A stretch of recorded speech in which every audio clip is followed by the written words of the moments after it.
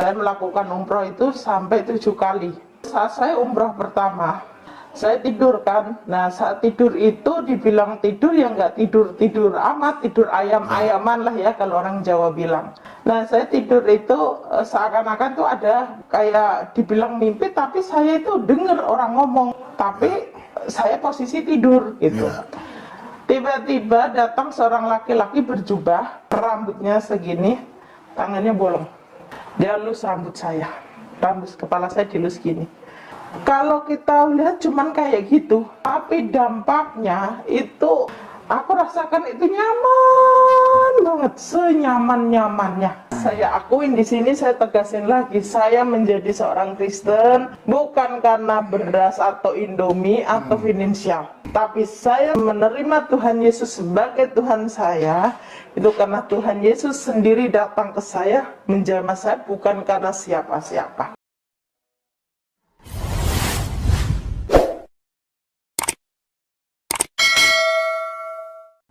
Shalom, salam sejahtera dalam kasih Kristus. Pada kesempatan ini saya akan menunjukkan kepada Bapak Ibu Saudara sebuah kesaksian luar biasa dari Ibu Siti Aminah. Setelah 7 kali umroh, akhirnya murtad dan percaya Yesus. Saudaraku yang dikasihi Tuhan, kesaksian ini cukup panjang. Oleh karenanya, untuk kita mendapatkan pemahaman yang utuh lengkap, saya mendorong Bapak Ibu Saudara untuk benar-benar meluangkan waktu, menyimak, menyaksikan, memperhatikan dan mendengarkan kesaksian dari Ibu Siti Aminah ini dari awal sampai selesai. Setelah kita nanti menyaksikan kesaksian dari Ibu Siti Aminah ini, saya akan memberikan beberapa catatan penting untuk bisa semakin meneguhkan, menguatkan kita dalam mengiring Kristus, tetap setia kepadanya sampai akhir. Selamat menyimak kesaksian dari Ibu Siti Aminah berikut ini. Salam saudara semua, nama saya Siti Aminah. Saya berasal dari Jawa Tengah, lebih tepatnya saya dari Demak. Saya awalnya nggak menyangka kalau saya itu akan menjadi seorang Kristen atau percaya dengan Tuhannya orang Kristen. Karena di kita nggak ada ajaran, dari kecil kita udah nggak boleh deket-deket sama orang Kristen. Pada suatu ketika saya lulus SMA, saya pengen kerja karena ibu saya pergi, saya pergi kerja, terus saya melakukan umroh. Saya melakukan umroh itu sampai 7 kali. Saat saya umroh pertama, saya tidur kan. Nah, saat tidur itu dibilang tidur ya nggak tidur amat, tidur ayam-ayaman lah ya kalau orang Jawa bilang. Nah, saya tidur itu seakan-akan tuh ada kayak dibilang mimpi, tapi saya itu dengar orang ngomong, orang jalan saya dengar, tapi saya posisi tidur gitu.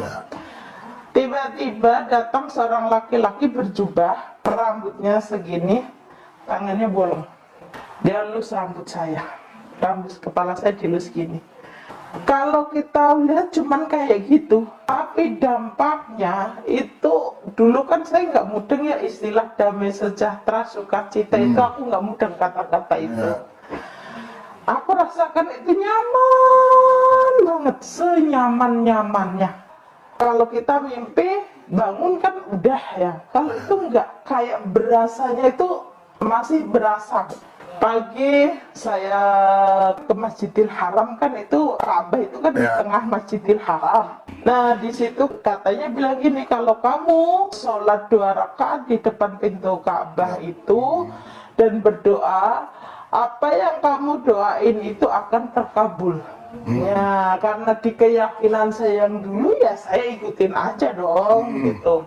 Saya berdoa, nah di depan pintu Ka'bah itu kan ada kayak kaca, itu namanya makam Ibrahim. Kata dari makam Ibrahim itu bukan makam ya Pak ya, bedanya itu bekas kakinya, dan saya duduk sini, oh bekas saya. Nah itu dinamakan makam Ibrahim, nah di situ di kaca. Setelah itu saya di belakangnya sholat. Saya sholat rakaat itu, sholat sunnah 2 rakaat itu, saya berdoa. Karena katanya kalau sholat berdoa di depan pintu Ka'bah terijabah, kan gitu kan. Nah saya berdoa tuh ceritanya. Yang setelah berdoa, yang saya doa itu gini. Karena di agama dulu, ya Allah, aku kepengen ketemu sama laki-laki yang bikin saya nyaman kayak di mimpi itu. Saya nggak kalau dia itu laki-laki itu Tuhan Yesus, saya nggak tahu karena saya nggak pernah tahu apa Tuhan Yesus. Dari kecil saya juga nggak pernah dikasih tahu itu Tuhan Yesus, nggak ada. Bahkan kalau bisa kita agak jauhan sama orang Kristen gitu. Singkat cerita, saya sampai umroh 7 kali. Nah, saya udah gitu menikah Pak ceritanya. Saya menikah, punya 2 orang anak cowok cewek.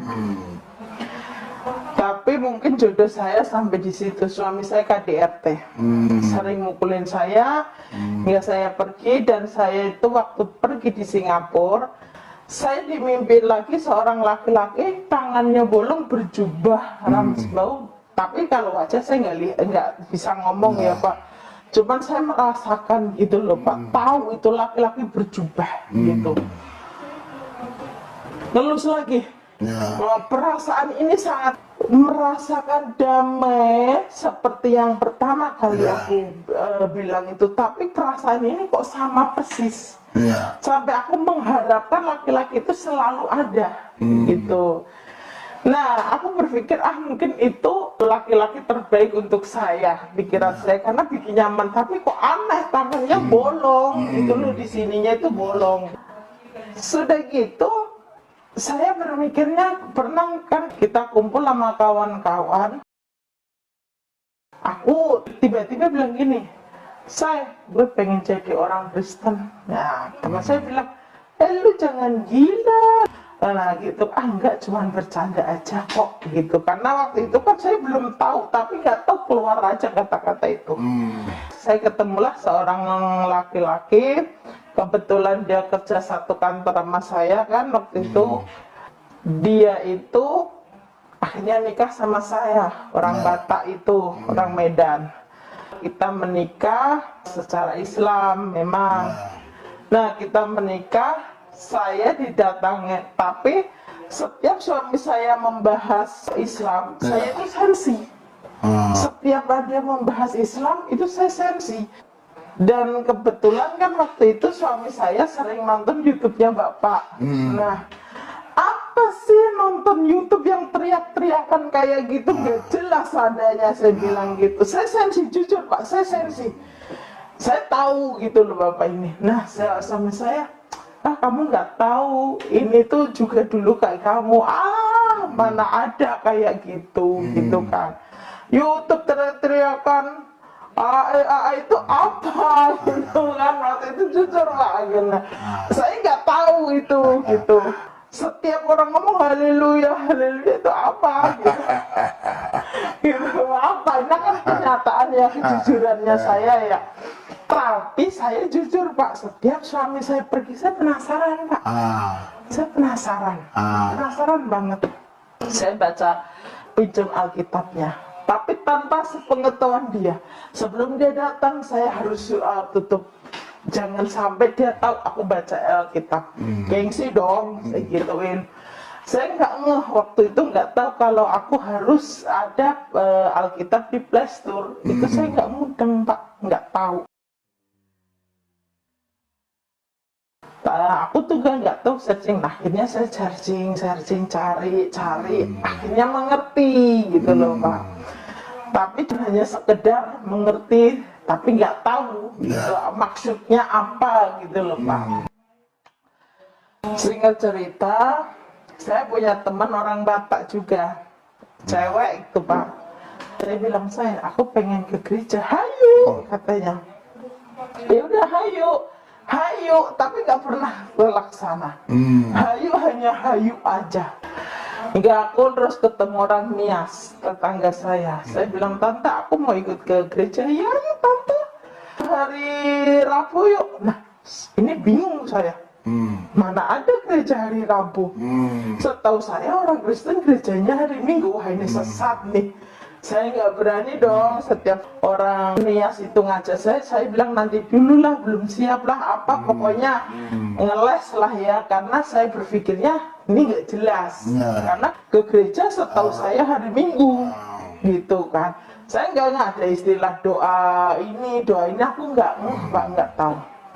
Hingga saya ketemu seorang orang tua, dia bekerja di gereja yang sekarang saya gereja itu. Nggak tahu, mungkin itulah Tuhan ya, rencana Tuhan.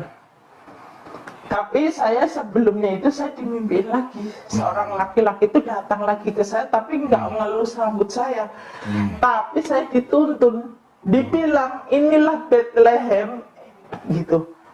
Nah, Bethlehem itu apa? Kan gitu kan, Bethlehem itu apa? Saya nggak tahu Pak, Bethlehem itu apa. Terus saya tanya, Bang, Bethlehem itu apa? Oh, Bethlehem adanya di Israel sana, di sana ada tembok ratapan. Makin nggak jelas aja dalam hati saya. Apa itu tembok ratapan atau apa pikiran saya? Sudah tuh selesai tuh Pak, tapi saya makin gejolak di sini tuh nggak bisa saya ungkapkan. Benar-benar bergejolak. Gimana ya, mungkin para murtadin di luar sana akan mengerti kalau kita dijamah Tuhan Yesus itu gimana. Sudah gitu, saya ke gereja sama ibu-ibu itu. Saya bilang, aku mau ke gereja, saya bilang gitu. Saya pikir, aduh nanti saya gimana ya sampai gereja gitu kan. Saya di gereja, terus dijemput ke bawah karena gereja kita kebetulan waktu itu paling atas Pak, di gedung paling atas. Saya ke gereja. Saat saya sampai gereja Pak, pintu dibuka gereja itu, air mata saya bercucuran. Saya tidak tahu ada apa. Dari puji-pujian gembala, kalau dulu saya nggak tahu gembala ya, taunya pendeta.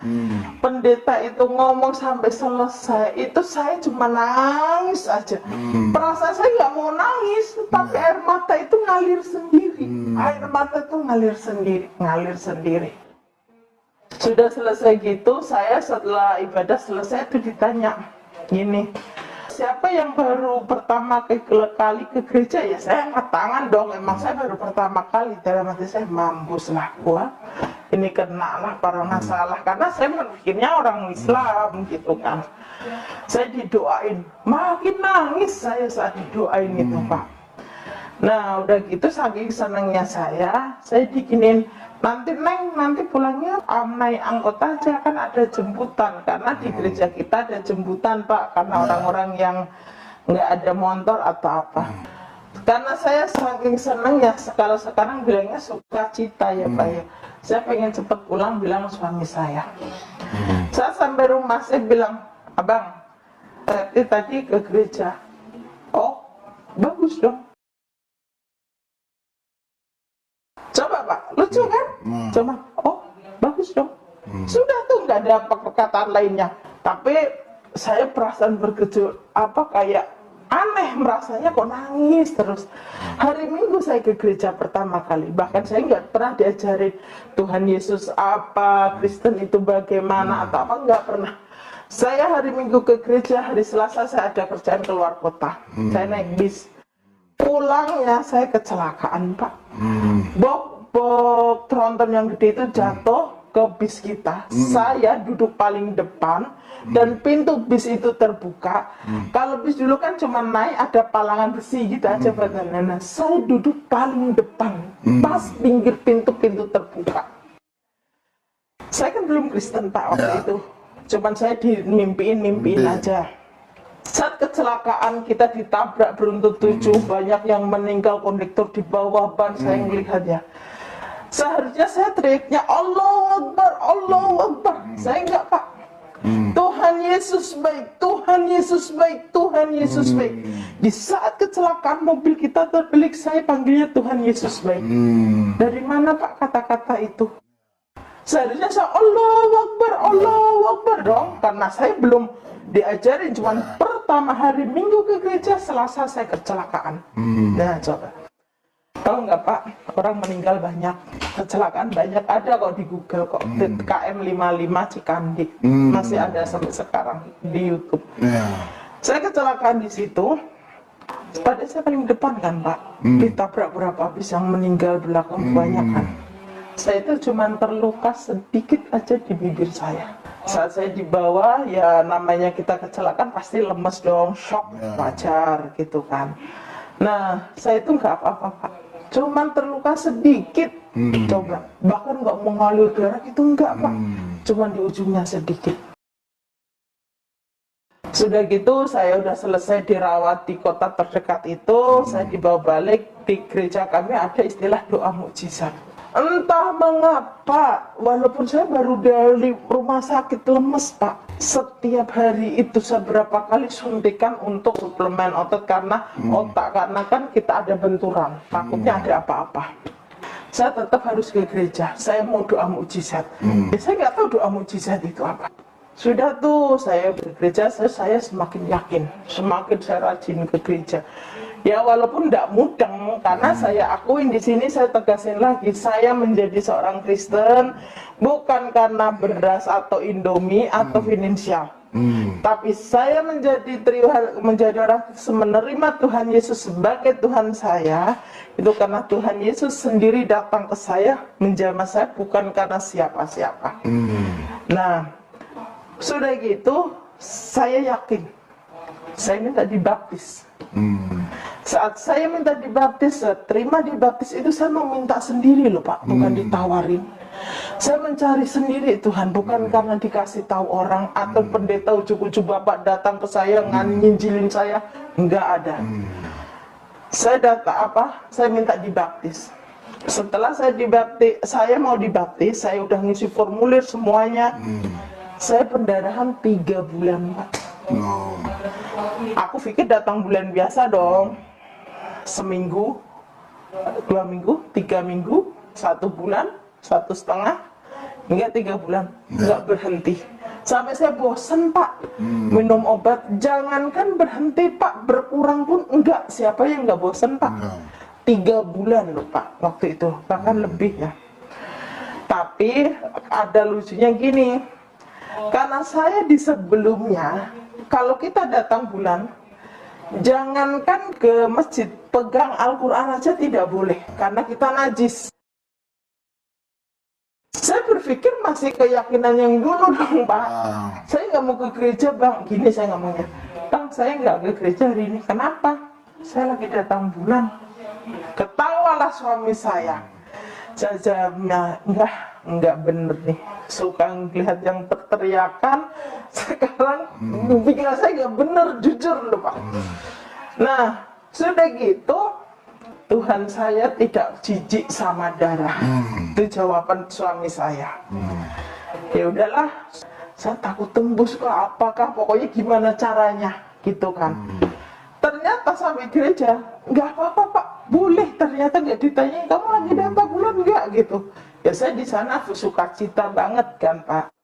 Singkat cerita, udah 3 bulan tuh Pak, saya nggak berhenti. Saya capek ke rumah sakit, periksa itu capek Pak. Nggak ada apa-apa, tapi darah keluar terus. Sudah gitu, pas hari Minggu itu biasanya kan saya selalu gini, kalau saat firman, aku nggak mau ketinggalan 1 detik sedikit pun firman itu ketinggalan. Saya itu biasa kalau mau firman itu saya ke toilet dulu biar nanti nggak ada istilah mau kencing lah apalah, itu aku nggak mau Pak. Sudah saya siapkan, bahkan air pun saya bawa, karena saya nggak mau ketinggalan firman yang akan dibawakan oleh gembala saya itu. Mungkin ini udah diatur Tuhan, saya tiba-tiba itu mau kencing, softtek saya nggak ada apa-apanya Pak, bersih. Udah 3 bulan lebih tuh Pak, karena per bulan saya pengen dibaptis, katanya kok nggak bisa terus karena datang bulan. Nah saat itu juga Saya bilang, saya mau dibaptis sekarang ini. Saya jawabnya gitu. Kalau orang dibaptis sukacita dong Pak. Suami saya pasti sukacita. Saya telepon. Saya tuh baptis itu nggak diantar siapa-siapa kecuali pendeta sama ibu itu karena dia bekerja. Nggak ada yang nganter suami saya atau apa Pak. Jadi saya berangkat sendiri. Ya coba Pak. Suami saya telepon, Bang, saya mau dibaptis. Ya udah, bagus dong. Nanti kirim foto atau video dong. Kayak nggak ada. Oh sukacita banget nih, gue dibaptis. Enggak, udah selesai gitu aja. Nah, sudah gitu saya selesai dibaptis. Selang semalam atau 2 malam itu saya mimpi Pak. Mimpi seorang laki-laki yang sama, tapi beda lagi. Dia ngasih saya salib, tapi emas. Saya buang itu salibnya. Saya bilang, aku nggak mau, ini apa? Gitu kan. Saya mau emas, tapi aku nggak mau salib. Saya mau emas, tapi saya nggak mau salib. Saya digituin. Tapi salib itu datang terus ke saya, dikasih terus ke saya, hingga laki-laki itu bilang gini, ini untuk kamu, suatu saat kamu akan mengerti. Sudah tuh Pak, saya melihat diri saya di sebuah gereja, saya duduk itu berdoa. Pokoknya berdoa sangat, tapi banyak orang di situ, tapi saya berdoa. Tapi aku nggak tahu itu Pak. Nah setelah itu saya sudah selesai. Salah satu pekerja gereja itu orang tuanya meninggal. Saya ikut ngelayatnya orang Kristen kayak apa sih? Penasaran dong Pak saya.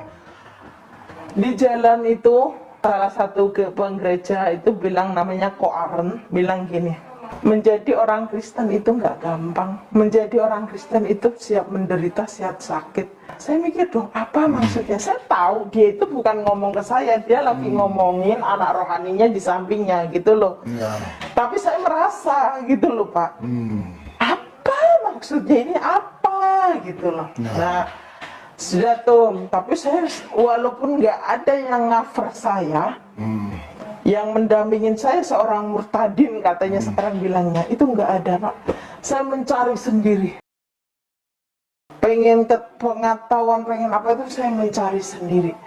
Ibadah apapun aku ikut gitu. Nah dulu tuh aku nggak mudeng Pak, ada umas itu apa? Aku pikir ibadah, ternyata umas itu usia emas. Wah buset, gue udah masih muda nih gitu kan, nggak mudeng karena saya nggak muda.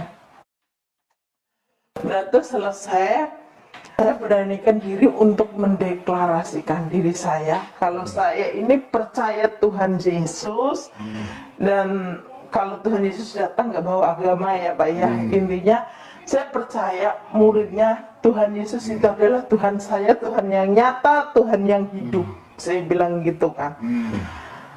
Orang tua saya tahu. Jelas mereka nggak terima dong, walaupun kami orang NU. Mereka nggak terima. Dunia akhirat, oh segala macam. Hingga suatu ketika orang tua saya melihat kesaksian saya, karena saya kan banyak kesaksian di mana-mana ya. Salah satu petugas kampung kamu nggak terima. Saya bilang saya udah nggak nyaman di keyakinan saya dulu setelah Tuhan Yesus datang. Dan saya seperlukan saya, tapi ya emang saya nggak nyaman, masa harus dipaksain menjadi nyaman, kan gitu Pak. Dan saya sudah cukup umur untuk menentukan pilihan saya. Siapapun itu nggak bisa menghalangin saya. Terus saya diintimidasi beberapa bulan ini, mungkin baru 2 bulan ini, belum 2 bulan inilah ya, saya terintimidasi. Kalau kamu mau pulang, bukan pulang ke kampung, tapi pulang ke kuburan. Wah, pokoknya sumpah serapah segala macam itu datang ke saya. Hingga mama anak saya itu pernah saya bawa ke sini pas main. Anak saya tuh saya ajak ke gereja Pak.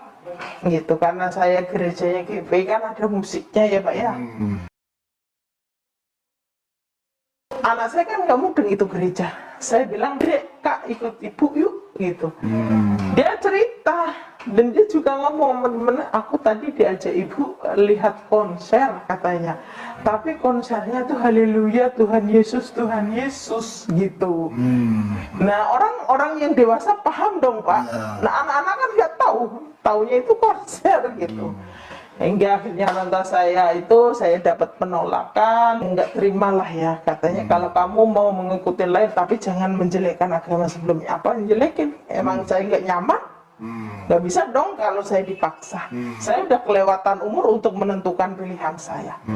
Hingga saya dapat kabar anak saya dimasukin pesantren yang 7 tahun itu. Tapi sebagai seorang ibu, bapak tanya pasti saya sedih. Secara seorang ibu, secara manusiawi, saya berusaha sedih, ya gimana lagi. Hingga akhirnya ya sudahlah, mau bagaimana lagi. Saya yakinin, saya imanin anak saya nggak apa-apa. Sekarang dia masukin pondok pesantren, suatu saat dia akan mengerti kebenaran itu. Dia akan menjadi seorang penginjil yang hebat. Itu yang saya yakinin waktu itu.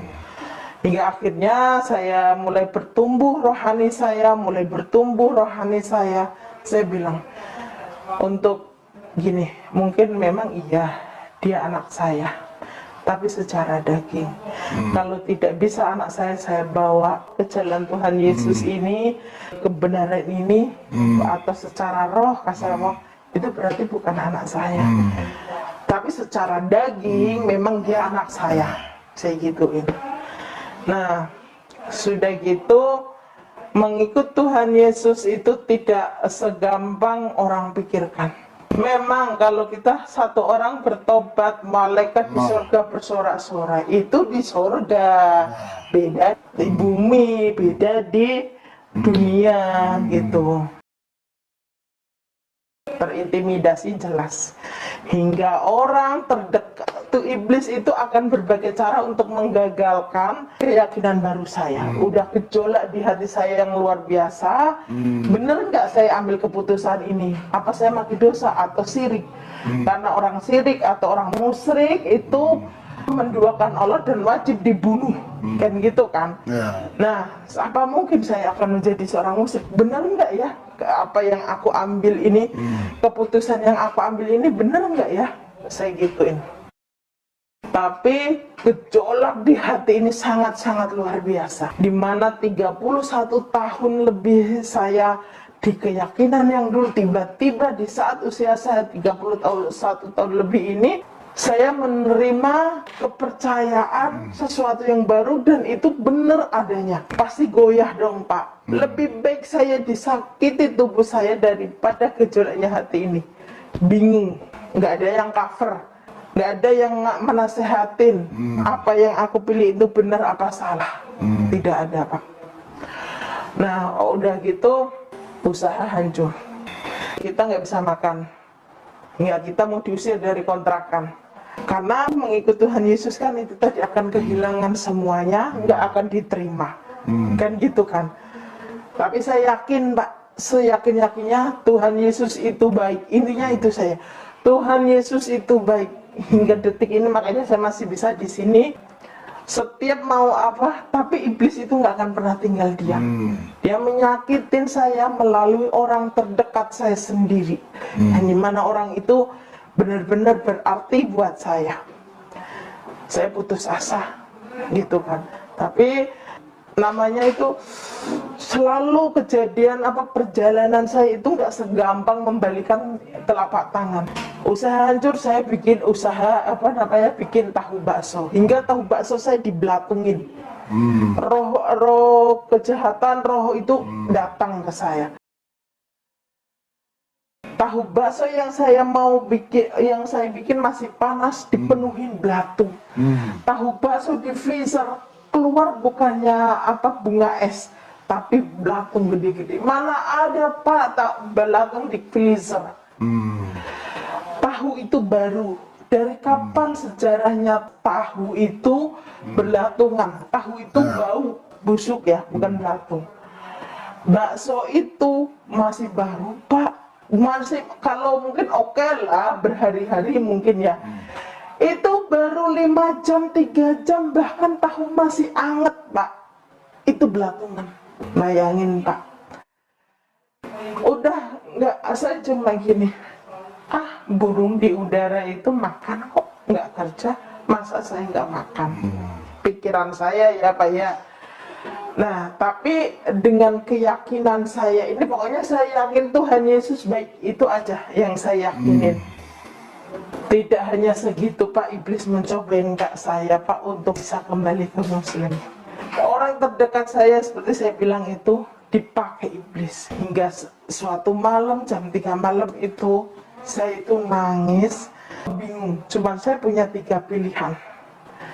Kok begini amat ya hidup saya gitu. Apa saya harus kembali Muslim? Kalau nggak kembali Muslim kan ibu saya nggak mau terima saya. Saya mau pulang udah nggak diterima, malah ada yang mau bunuh. Apa aku harus kembali Muslim? Itu satu. Yang kedua, apa aku harus mati? Udah mau bunuh diri itu Pak saya.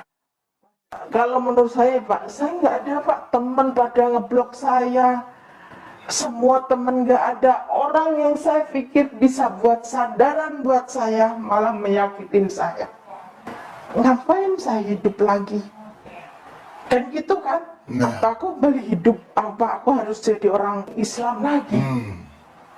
Galau dong Pak. Dilema saya harus bagaimana? Saya udah berencana mau bunuh diri. Saya nggak peduli semua itu pikiran saya. Tapi saya akan mempertahankan iman saya, mempertahankan yang menyakitin saya waktu itu kemarin itu, karena saya belum mau bertumbuh, iman saya belum tahu gitu. Mana yang harus aku pilih di antara 3 ini? Aku harus mempertahankan iman ini, atau aku harus mati saja, atau kembali ke Muslim? Itu sesuatu yang sangat-sangat membuat saya down. Benar-benar sangat down gitu. Saya waktu itu ambil keputusan untuk tetap mempertahankan iman saya. Tuhan pelihara sampai detik ini. Setelah itu saya ditanya, kamu mau pakai cara apa? Digituin kan.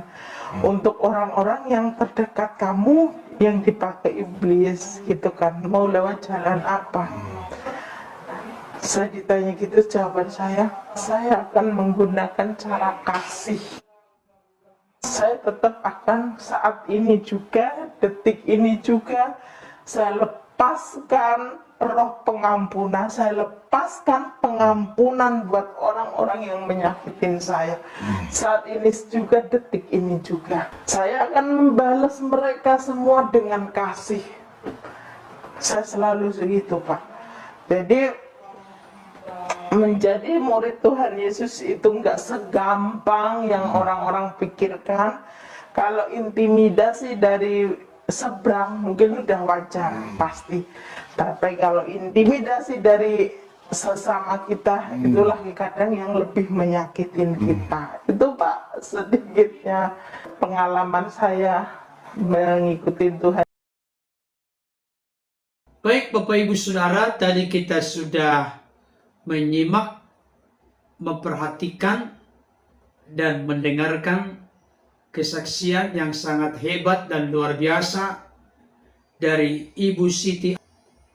Seperti yang sudah saya sampaikan tadi, setelah 7 kali umroh, akhirnya Ibu Siti murtad, meninggalkan keyakinannya yang lama, masuk menjadi Kristen dengan percaya kepada Yesus sebagai Tuhan dan Juru Selamat dalam kehidupannya.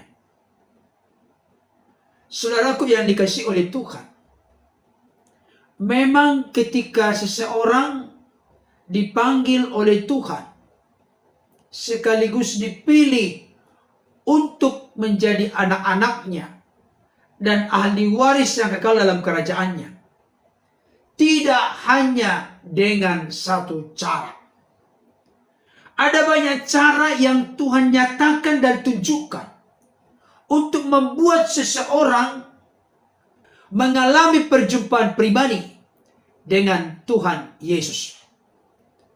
Dari apa yang sudah disaksikan oleh Ibu Siti Aminah tadi, jelas bagi kita, ternyata beliau dalam sebuah kesempatan dengan posisi tidur tetapi masih ada kesadaran. Beliau didatangi oleh sosok seorang laki-laki yang mana menurut beliau tangannya bolong.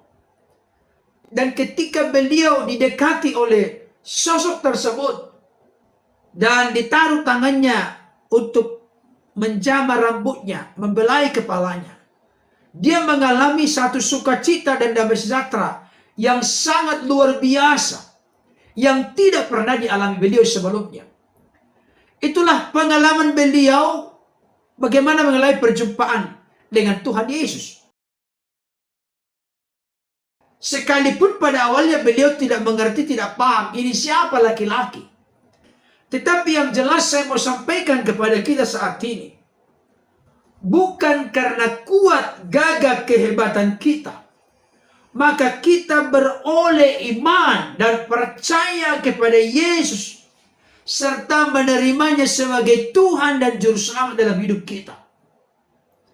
Bukan karena kita berupaya berjuang dengan kekuatan kita, kekudusan, kesucian, kesalehan kita untuk memilih Yesus.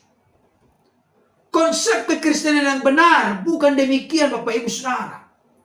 Makanya kalau ada orang berdebat di luar sana, kalau kamu bisa menjawab ini, maka aku akan dibaptis dan percaya kepada Yesus. Saya kasih tahu, bukan demikian konsep kekristenan. Kita boleh menjadi percaya, kita memiliki iman, itu bukan karena karya manusia, tapi karena Bapa di sorga oleh karya Roh Kudusnya berkenan mengaruniakan iman yang menyelamatkan itu kepada kita. Itu sebabnya Yesus pernah berkata di dalam Yohanes 15 ayat yang ke-16, bukan kamu yang memilih aku, tetapi akulah yang memilih kamu. Dan aku telah menetapkan kamu supaya kamu pergi dan menghasilkan buah, dan buahmu itu tetap, supaya apa yang kamu minta kepada Bapa dalam namaku, diberikannya kepadamu. Ayat ini begitu jelas mengkonfirmasi, menegaskan kepada kita, bukan kita yang memilih Yesus.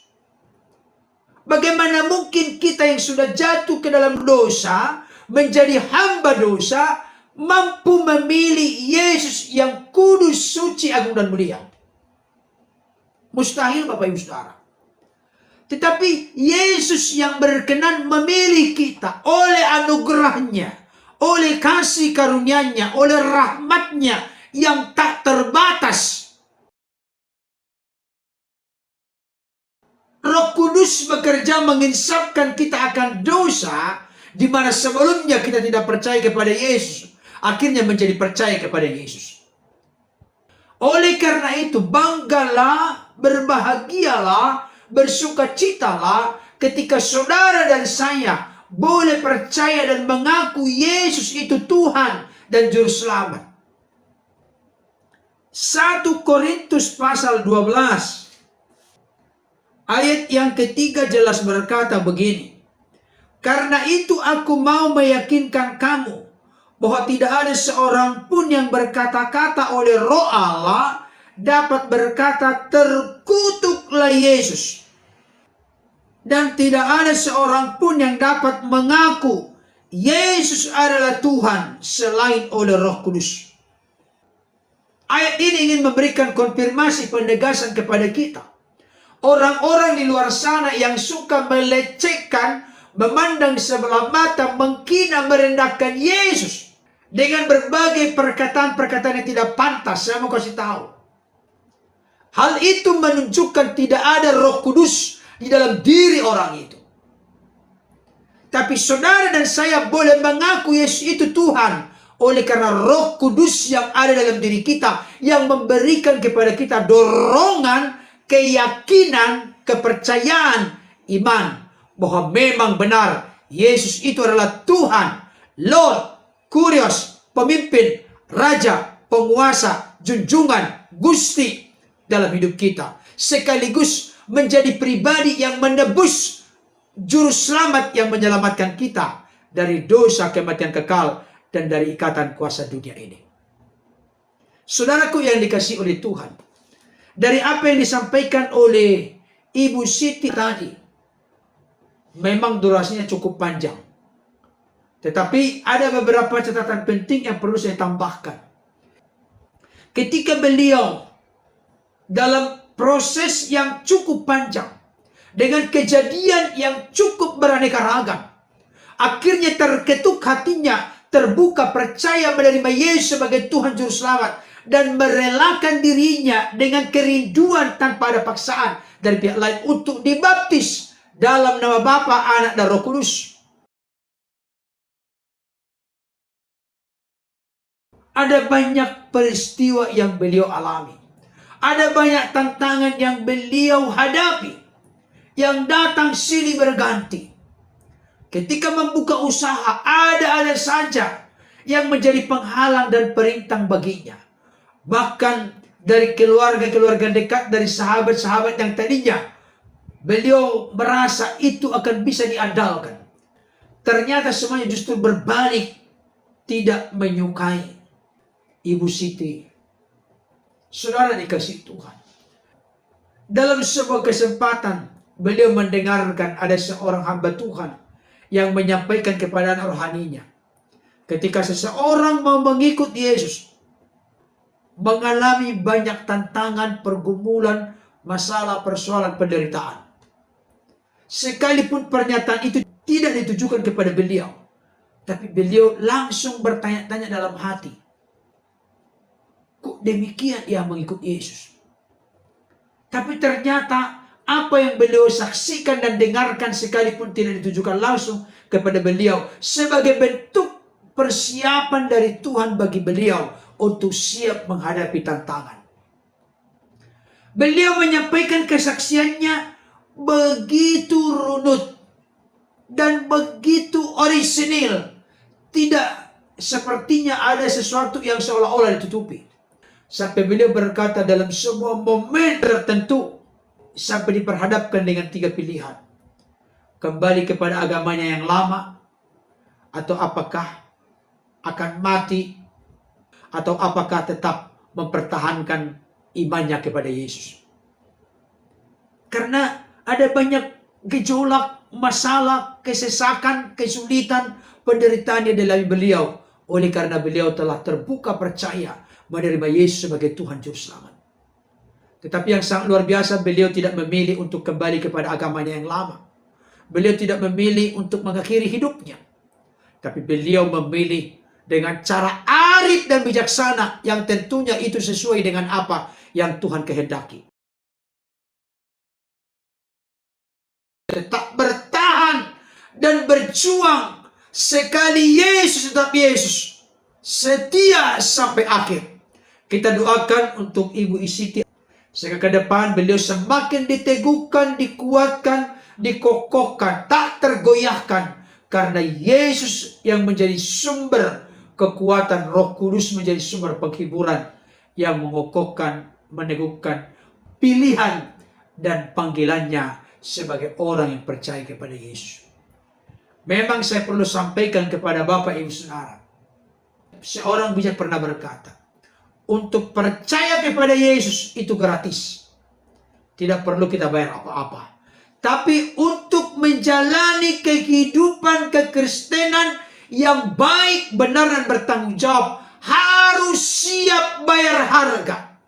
Harus siap menderita.